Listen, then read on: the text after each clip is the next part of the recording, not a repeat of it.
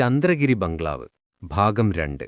കാടിനുള്ളിലെ ആ നിഗൂഢമായ കിണറിനു മുകളിലെ ഇരുമ്പുവലയിൽ നീരവ് തൊട്ട നിമിഷം പ്രകൃതി ഒന്നടങ്കം നിശ്ചലമായതുപോലെ തോന്നി. ആ തണുത്ത കാറ്റ് എല്ലാവരുടെയും ഉള്ളിലൂടെ ഒരു മിന്നൽ പിണർ പോലെ കടന്നുപോയി. നീരവ് ആവേശത്തോടെ ആ പൂട്ട് തകർക്കാൻ കല്ലുയർത്തിയതും ദേവദാസ് അവന്റെ കൈകളിൽ ബലമായി പിടിച്ചു. വേണ്ട നീരവ്, ഇത് അപകടമാണ്. നിനക്കിതിന്റെ ഗൗരവം മനസ്സിലാവുന്നില്ല. ദേവദാസിന്റെ ശബ്ദം വിറയ്ക്കുന്നുണ്ടായിരുന്നു. ആ പനമരത്തിന്റെ ഇലകൾ കാറ്റില്ലാതെ തന്നെ ഉലയാൻ തുടങ്ങി. എങ്ങുനിന്നില്ലാതെ ഒരു ചീഞ്ഞ ഗന്ധം അന്തരീക്ഷത്തിൽ പടർന്നു. അഞ്ജനയും ശ്രീഷ്മയും ഭയം കൊണ്ട് പരസ്പരം പറ്റിപ്പിടിച്ചു നിന്നു. ഇരുട്ടു പ്രതീക്ഷിച്ചതിലും വേഗത്തിൽ കാടിനെ വിഴുങ്ങാൻ തുടങ്ങിയിരിക്കുന്നു. തന്റെ ക്യാമറയുടെ ഡിസ്പ്ലേയിൽ എന്തോ തകരാർ സംഭവിക്കുന്നത് നീരവ് ശ്രദ്ധിച്ചു. ദൃശ്യങ്ങൾ അവ്യക്തമാവുകയും വിചിത്രമായ ചില വരകൾ സ്ക്രീനിൽ തെളിയുകയും ചെയ്യുന്നു. നമുക്കിപ്പോൾ തന്നെ ഇവിടെ നിന്ന് തിരിച്ചു പോകണം. നേരം വൈകിയാൽ ഈ വഴി കണ്ടെത്താൻ പ്രയാസമാകും, പ്രവീൺ ഗൗരവത്തിൽ പറഞ്ഞു. പ്രവീണിന്റെ വാക്കുകൾ കേട്ടതും അവർ വേഗത്തിൽ ചന്ദ്രഗിരി ബംഗ്ലാവ് ലക്ഷ്യമാക്കി നടന്നു. തിരികെ നടക്കുമ്പോൾ തങ്ങളെ ആരോ പിന്തുടരുന്നുണ്ടെന്ന തോന്നൽ 5 പേരിലുമുണ്ടായിരുന്നു. ഇടയ്ക്കിടെ മരങ്ങൾക്കിടയിൽ എന്തോ അനങ്ങുന്ന ശബ്ദം കേട്ട് അവർ ടോർച്ചടിച്ചു നോക്കിയെങ്കിലും കാടിന്റെ കറുത്ത നിഴലുകൾ മാത്രമാണ് കണ്ടത്. ബംഗ്ലാവിലെത്തി വാതിലുകൾ അടച്ചു കുറ്റിയിട്ട ശേഷമാണ് എല്ലാവർക്കും ശ്വാസം നേരെ വീണത്. അഞ്ജനയും ശ്രീഷ്മയും വേഗം അടുക്കളയിലേക്ക് പോയി. പ്രവീണും നീരവും ഹാളിലെ വലിയ മേശപ്പുറത്ത് ലാപ്ടോപ്പ് തുറന്നുവെച്ചു.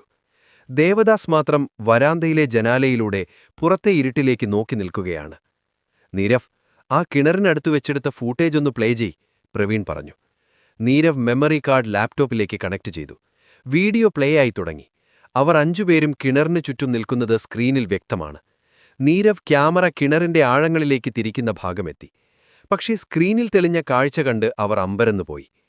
കിണറിനുള്ളിൽ വെള്ളത്തിനു പകരം കറുത്ത പുക പോലെ എന്തോ ഒന്നാണ് കാണുന്നത്. അതിനിടയിൽ നിന്ന് വെളുത്ത നിറത്തിലുള്ള ചില രൂപങ്ങൾ മുകളിലേക്ക് നോക്കുന്നു. നീരവ് ആ പൂട്ട് തകർക്കാൻ ശ്രമിക്കുന്ന നിമിഷം വീഡിയോയിൽ വലിയൊരു ശബ്ദം, ഡിസ്റ്റോഷൻ, കേട്ടു. ലാപ്ടോപ്പിന്റെ സ്പീക്കറിൽ നിന്ന് മനുഷ്യന്റേതല്ലാത്ത ഒരു നേർത്ത നിലവിളി ഉയർന്നു. ഇതെന്താണ്? ഞാൻ വീഡിയോ എടുക്കുമ്പോൾ ഇങ്ങനെയൊന്നും കണ്ടില്ലല്ലോ, നീരവ് അവിശ്വസനീയതയോടെ പറഞ്ഞു. പ്രവീൺ വീഡിയോ പതുക്കെ സ്ലോ മോഷൻ പ്ലേ ചെയ്തു. നീരവ് കിണറിന്റെ വലയിൽ തൊടുന്ന സെക്കൻഡിൽ കിണറിന് തൊട്ടു പിന്നിലെ പനമരത്തിന്റെ മറവിൽ ഒരു രൂപം നിൽക്കുന്നത് അവർ കണ്ടു. നീണ്ട മുടിയും വിരൂപമായ മുഖവുമുള്ള ഒരു രൂപം. അതവരെ തന്നെ നോക്കി നിൽക്കുകയായിരുന്നു. നോക്ക്, അത്! അഞ്ജന നിലവിളിച്ചുകൊണ്ട് ലാപ്ടോപ്പിന് മുന്നിൽ നിന്ന് മാറി. അപ്പോഴാണ് ദേവദാസ് പതുക്കെ അവരുടെ അടുത്തേക്ക് വന്നത്. ഞാൻ പറഞ്ഞില്ലേ, ചന്ദ്രഗിരി ബംഗ്ലാവ് ഒരു തുടക്കം മാത്രമാണ്. നാട്ടുകാർ പറഞ്ഞത് ശരിയാണ്. ഈ കാടിനുള്ളിൽ മറ്റൊരു ബംഗ്ലാവ് കൂടിയുണ്ട്.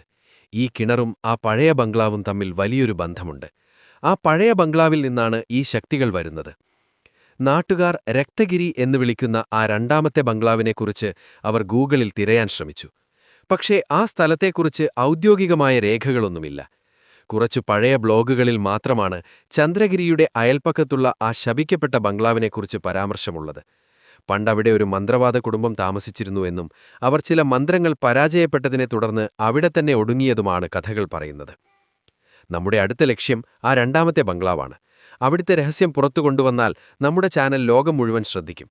ഭയമുണ്ടായിരുന്നെങ്കിലും ഒരു വ്ളോഗറുടെ ആവേശം പ്രവീണിൽ ഉണർന്നു. പക്ഷേ പ്രവീൺ, അത് അപകടമായിരിക്കും.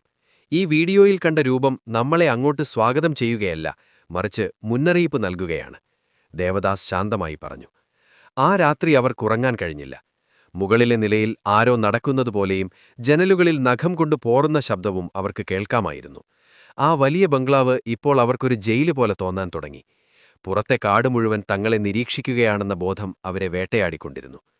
പിറ്റേന്ന് രാവിലെ തന്നെ അവർ ആ 2ാമത്തെ ബംഗ്ലാവ് തേടി ഇറങ്ങാൻ തീരുമാനിച്ചു. ചന്ദ്രഗിരി ബംഗ്ലാവിനേക്കാൾ നിഗൂഢതയൊളിപ്പിച്ചുവെച്ച ആ പഴയ കെട്ടിടത്തിനുള്ളിൽ അവരെ കാത്തിരുന്നതെന്തായിരിക്കും?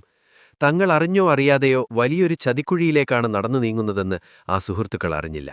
തുടരും.